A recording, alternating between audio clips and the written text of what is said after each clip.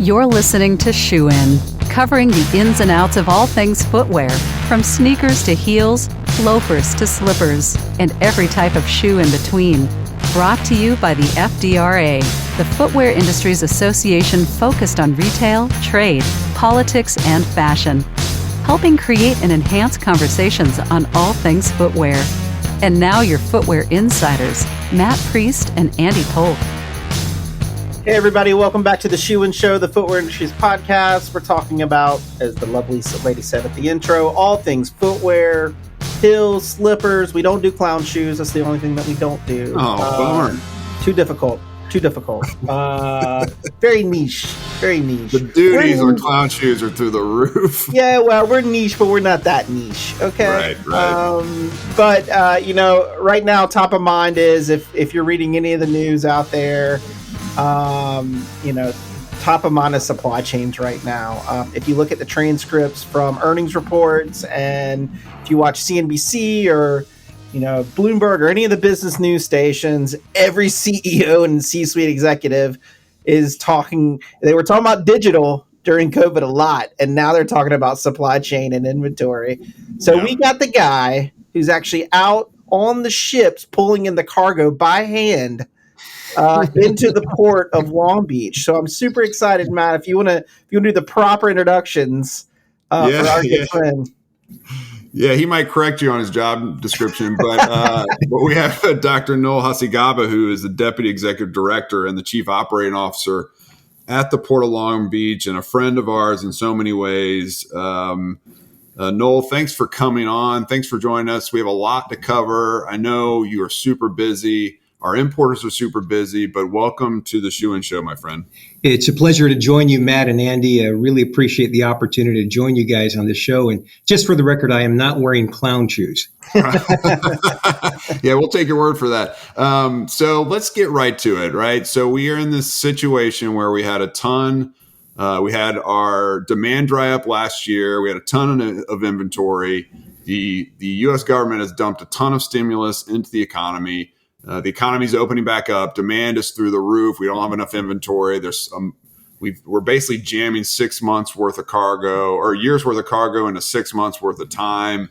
From your perch overlooking the Port of Long Beach, which is our number one port of entry for footwear in the United States, what is the current lay of the land as it relates to capacity and the movement of goods and containers coming and going, et cetera? Well, Matt, your description is spot on. The port is ground zero for everything that you just described. I think it would be an understatement to say that the entire system is overwhelmed. The effect the pandemic has had on the timing of cargo, on the supply side and demand side, has created a situation that is truly unprecedented, right? So at one point, we had 40 container ships at Anchorage here in Southern California. Rail dwell was over 10 days. Container dwell was over 6 days. And that was sort of at the height of some of the issues we were experiencing. Thankfully, we have made a dent in that, and current conditions are better. They're not quite where we would like them to be. However, I can share with you and your members that we have made a dent on container dwell, rail dwell. Ships at Anchorage are down below 10. And everyone in the supply chain is pulling together. So as much as I appreciate Andy's introduction of me personally bringing in the ships, I mean, it really takes the entire port ecosystem, and that includes all of you. And I really appreciate you and your members. And really, we're honored to have all of your members as the port of choice. I mean, that's our tagline. That's what we strive to do. But we continue to work through this. It's for us, it's working around the clock to make sure that those containers move through our terminals as quickly as possible. Now, we post the wave report for FDRA members in our Intel Center every single week. We have a strong partnership with you all, which gives line of sight into what's happening in real time at the port. But from your perspective going forward, right, we're heading into what's going to be, we're currently, as this episode is airing, in probably the largest back to school season in our industry's history. We're moving into a holiday season that's ever expanding, that used to start just after Thanksgiving and now starts well before Halloween. How is the port forecasting the rest of 21? And as we turn the corner to 22, what's the forecast on the amount of volume you'll be bringing in, and will it start to regulate itself in some way? Or are we going to be in this elevated sense of high demand for quite some time? Yeah, that's the key question, Matt and Andy. I mean, we're certainly prepared to handle another record year the way that we did in 2020. I mean, 2020 was a breakout year. We handled 8.1 million container units. But in 2021, we're on pace to eclipse that. I mean, we're on track to break 9 million TEU. And so we expect that towards the end of this year, we'll start seeing a softening as a lot of that cargo that was shifted because of the pandemic will make its way here. I think a major factor is going to be inflation and the overall health of the economy. I think if the economic recovery continues the way that it is at a very healthy clip, with unemployment inching down, inflation under control, and as long as consumers continue to buy goods, and that transition from consuming goods to services doesn't happen fast enough, I think we may see we will continue to see stronger numbers even into the early next year. And that's, again, based on our read. It's based on everything we're hearing from the BCOs that we talk to and the shipping lines. I want to jump in real quick because you said, what we're looking at is something a little bit unprecedented. And I start to think when we see these things, is it a one-off? Is it just something that's going to happen once in our lifetime? Is it going to happen again? But we keep seeing a lot of these disruptions and these challenges keep happening in supply chains. It's almost systemic. Like we have to look at the whole system and figure out, are we still doing things in the right way in this new digital world? And with all the new technologies or all the new ways we can move cargo and transit around the world, do we need to rethink that? And I'm just wondering, because, we have to give you guys kudos because you guys have spent an awful lot of money on infrastructure well before all this hit. So you guys had been preparing. You had automated one of your terminals. You constantly investing in ways to enlarge the port, not by size, but maybe in efficiencies. So I'm just wondering, maybe you can review those things that are happening right now to help ease the transition of any kind of future challenges. And then maybe what are you guys doing in real time right now as you look, Matt mentioned, our holiday sales are going to be absolutely astronomical. And I'm imagining people are trying to prepare to bring in more than ever too. So, what are the quick fixes, maybe, if there's any, that you guys see that you're working on? Yeah, Andy, thanks for your comments. And let me try to address each of the points that you made because Sure. they're very key here. It's easy to look back at the last 12 months and try to analyze what happened and forecast based on that. But you're right. We really haven't had a normal year in quite some time. I remember at the beginning of 2020, we saw light at the end of the tunnel with the phase one deal between the U.S. and China. And we thought that we were going to weather the storm and come out of, that disruption. And all of a sudden, this pandemic came in, right? What makes the pandemic unique is that it affected the entire supply chain, every single segment at the same time. Normally, disruptions affect a portion of the supply chain or segment of the supply chain. So I would say that the effect the pandemic has had on the supply chain truly is unprecedented. And I will say that there are a lot of lessons learned. I think everything from the way that we had to prioritize containers carrying COVID and PPE medical supplies, the fact that we were able to demonstrate that when push comes to shove and you have to prioritize containers, we were able to do that. We worked with our BCOs. We worked with our terminals and our shipping lines. We were able to expedite those containers. There will also be a lot of lessons learned about how to collaborate, anticipating a cargo surge. I mean, the cargo surge that commenced in July caught, I would say, the supply chain off guard, right? Everyone was still in the doom and gloom mindset. And all of a sudden, manufacturing resumed in China and in Asia. And we got hit by that tsunami of cargo. So I think there's a lot of lessons that we will learn, Andy, going forward. The good thing about the way that we approach our business is that we think about the long term, right? Our capital investments that you mentioned are all about the future. And we are still very bullish about the future. We've invested $4.5 billion in our CapEx program over the past 10 years to build that new bridge that you mentioned. the most advanced terminal operation, Long Beach Container Terminal, that is set to be fully built out here in June. We also are on track to expand our rail capacity. And so even throughout the pandemic, even throughout the U.S.-China trade war, we stayed focused on that because we know that these disruptions that we've all experienced at some point will end.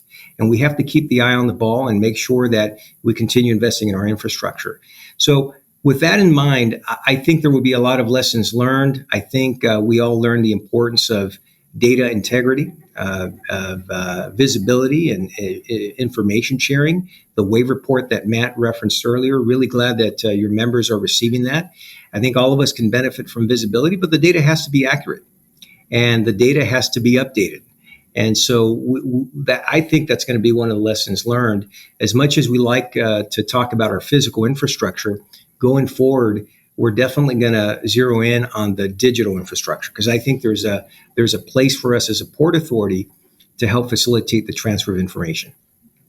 I think that's great. Another couple of key things that are happening globally that I'm just interested with what you guys are thinking about, planning about, and looking at. But obviously in the U.S., what's really, from an economic perspective, really curious is we have a number of unemployed and then we have a number of job openings. For some reason, the two aren't meshing together. So one, I'm wondering in terms of workforce at the port, are you guys having any problems filling jobs? Are you hiring? Are you staffing up for anything, any issues there? And then the second part of that for the workforce is we see some ports in China, there's a reemergence of this Delta virus, this Delta strain happening, COVID in China, that's shutting down some ports, disrupting supply chains.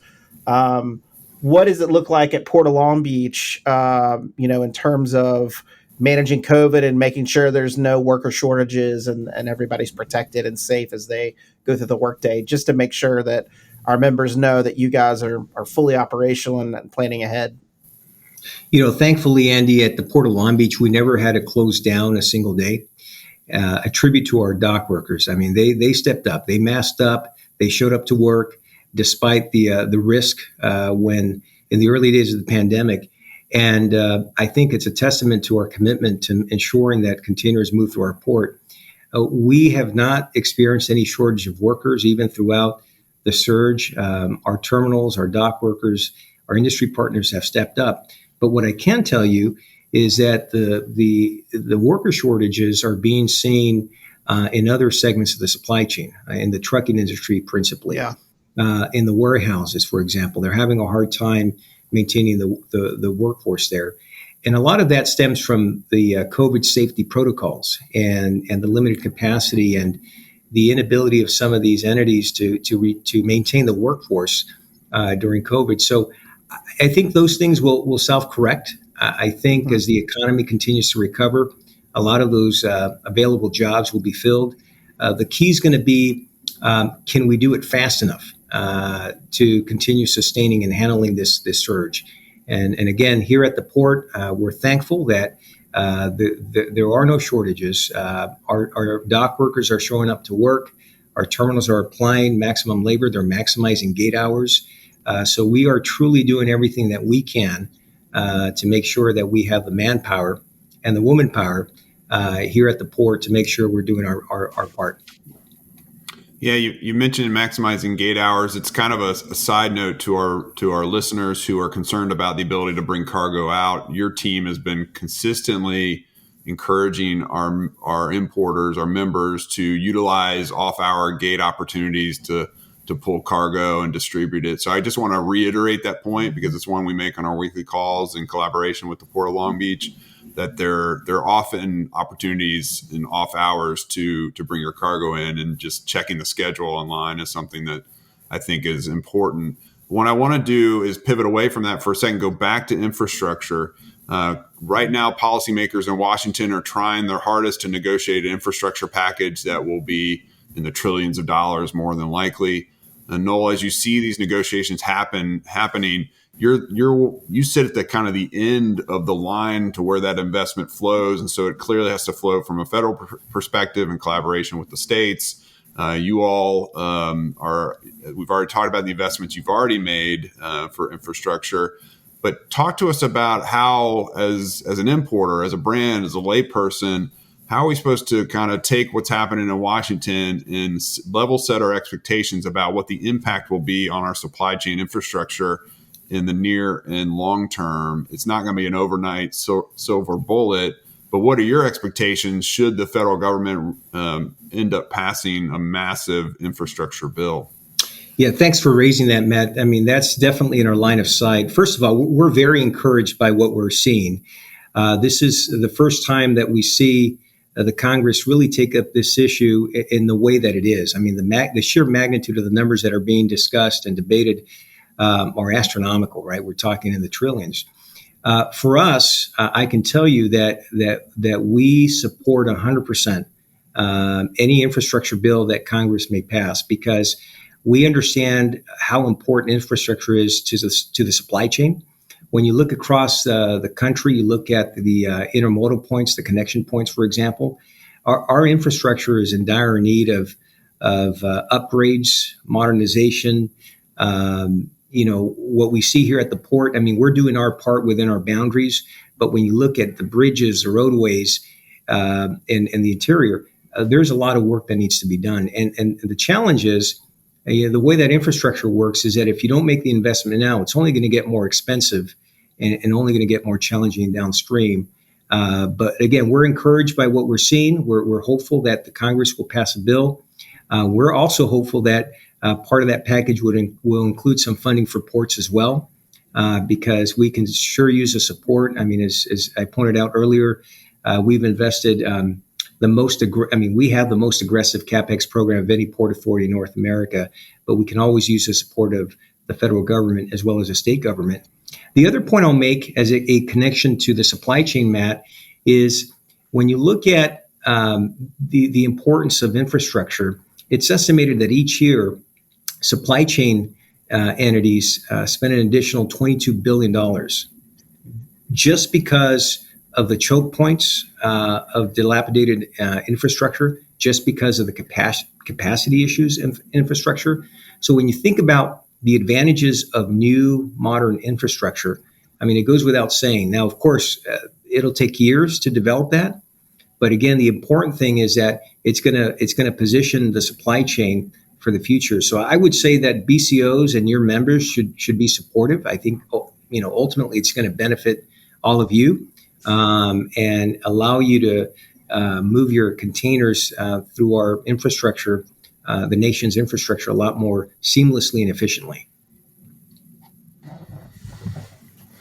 That's awesome. Yeah. So as we enter into what is to be, again, the greatest back to school in history, and I don't want to overplay it, but I kind of want to do it because as we talk to our retailers, that's what we're hearing, that the expectation is back to school is going to be huge. Reliance on the port to bring in those products and to create opportunities for our consumers to have access to those products is so important. So what you all do in the space is really critical. Is there any kind of closing advice? Is there anything we're missing? Are there three things that our members should do as they're thinking about the current landscape? Or are there really no silver bullets? Are there really no answers that, I mean, I talked to a global brand yesterday, and all they said over emails has been crisis after crisis this year.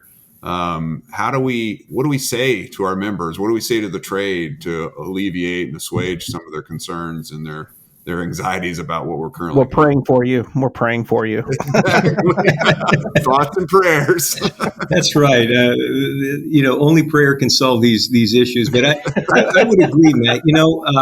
Crisis after crisis. I mean, here's the point. We're all in triage mode, right?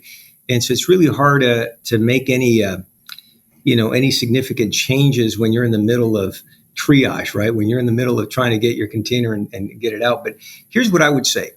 Let's all learn from this, right? Let's all learn from this and plan ahead, because as Andy brought up earlier, I mean, we've had a series of disruptions.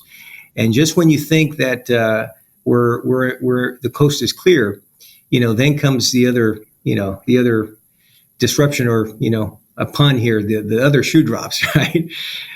So I think it's important to learn from this, plan ahead, have contingency plans, I would also add, look at the digital infrastructure and see how we can work together as a system to improve visibility and the transfer of data and make sure the data is accurate. I mean, one of the reasons we developed the WAVE report is we were being asked by every segment of the supply chain, what's coming. And it was staggering to us how many people were asking us for that information that you would think they would have, right?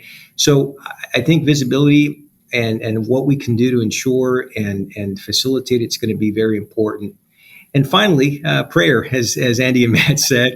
I think collaboration is key. I mean, collaborating with the terminals, with the shipping lines, exercising maximum flexibility is another tip that I would encourage all of your members to take in mind and consideration going forward. Great points. And of course, as always, we cover a lot of this on our weekly calls, Tuesday at 2 p.m. Eastern Standard Time or Eastern Daylight Time, depending on the season, where we have folks from the Port of Long Beach and other supply chain executives almost weekly come up and give updates on different aspects. You get real-time critical updates. That's free for members. You can go to fdra.org and sign up for that.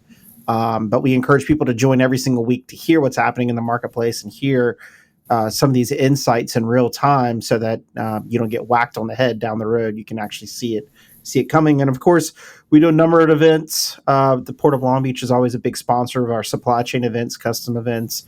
Go to fdra.org to see those upcoming events. We do working group calls almost quarterly, going in depth on these things. And of course, we do an annual supply chain summit as well that's coming up in 2021 very soon. Encourage everyone to sign up for that to hear some of these conversations even more in depth. And of course, we're constantly looking at import numbers at FDRA to keep members updated on what's coming in and help them track that as they get a better complete look at the footwear marketplace through our intelligence services that we provide to the industry. One thing I kept thinking about is Matt kept talking about the largest back to school season ever. In my mind, all I could think of is all the brands and all the executives smiling ear to ear and all the kids' heads bowing as they walk back into school in August for the largest back to school ever, where they're having to go back in school. Maybe they like it. I mean, I think some people are getting a little tired of the digital learning. Yeah, for sure. So at least for the first week, they'll be happy to go back, but then their shoes are going to get scuffed up and hopefully they go back and buy some more. Exactly. We'll see. But Dr. Hacegaba, thank you as always for coming on and sharing your insights. We appreciate what you guys are doing, and we appreciate that when we ask you guys to come on, you never duck and cover. You guys are always out front and leaning into it. It's my pleasure. I really appreciate the opportunity. Thanks again, Matt and Andy, for the tremendous partnership that we have with you and your members, and we're here to serve in whatever way we can help. Great. Folks, as always, Shoe and Show. You can find us shoeandshow.com. We're on Apple Podcasts, Spotify, anywhere that you can download and listen to audio files or podcasts. That's where we're at. Please spread the word to your colleagues about the Shoe and Show. If you have ideas for topics or guests that we should bring on, please let us know. This is your podcast as an industry as we cover business trends and issues and challenges and try to help. The whole goal of this show is to help people think a little bit differently, act a little bit differently, and improve their business bit by bit. And we appreciate you listening as always. And on behalf of the whole team at FDRA, as always, let us know what we can do for you. But until next time, please get your vaccine. Please buy shoes. And until next time, Shoe-In is out. Shoe-In has been brought to you by the FDRA, the Footwear Industries Association focused on retail, trade, politics, and fashion, helping create and enhance conversations on all things footwear. For information about FDRA, visit fdra.org.